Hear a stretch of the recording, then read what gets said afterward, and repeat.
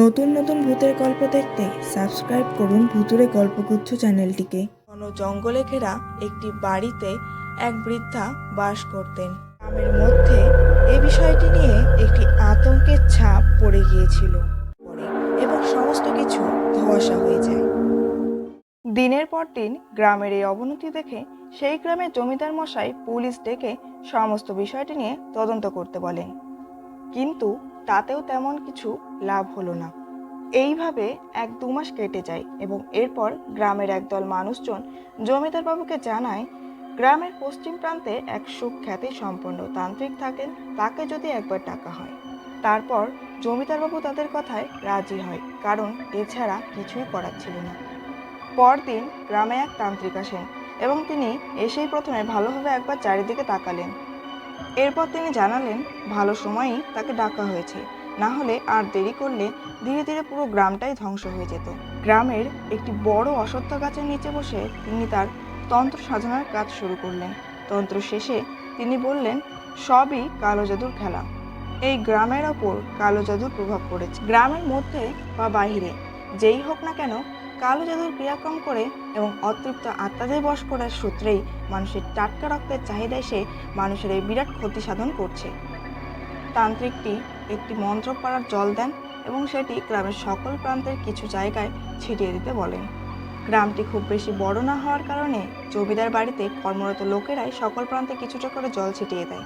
তিনি সকলের কাছে আরও কিছুদিন সময় চেয়ে নেন, কারণ যে এই কাজটি করছে সেও বেশ ভালো মতোই তন্ত্র সাধনার কাজ চালাচ্ছে, যার কারণে কিছুটা সময় ধার্য।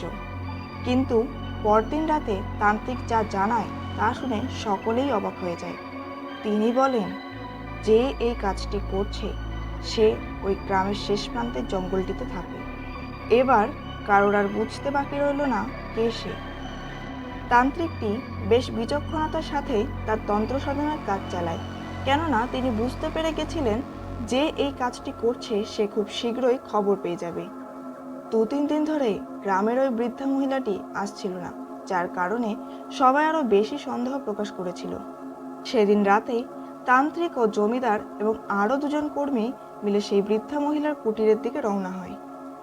তারা সেখানে পৌঁছে বৃদ্ধা মহিলাটিকে একবার ডাকতে তিনি বেরিয়ে আসেন। তাকে যখন এসব বিষয়ে জিজ্ঞেস করা হয় তখন তিনি সরাসরি অস্বীকার করেন। তার ঘর খুঁজে কিছু পাওয়া গেল না। শেষে তান্ত্রিকটি বলেন ঘরের একদম কোণার ওই জায়গাটিতে একবার মাটি খুঁড়ে দেখতে। বৃদ্ধা মহিলাটিকে এবার কিছুটা বিচলিত হতে দেখা যায়। তার ঘরের মেঝে যেহেতু মাটির ছিল তাই খুব সহজেই মেঝে খোঁড়া সম্ভব হয়। কিছুটা মাটি সরাতেই দেখা যায় মৃত্তিকা লাল হতে শুরু করেছে এবং এরপর একটি নরখুলি ও একটি বাটি উদ্ধার করা হয়।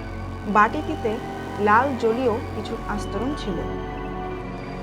তান্ত্রিকটি বলে, এটা অন্য কিছুই না, যা তোমরা মনে মনে ভাবছো সেটাই।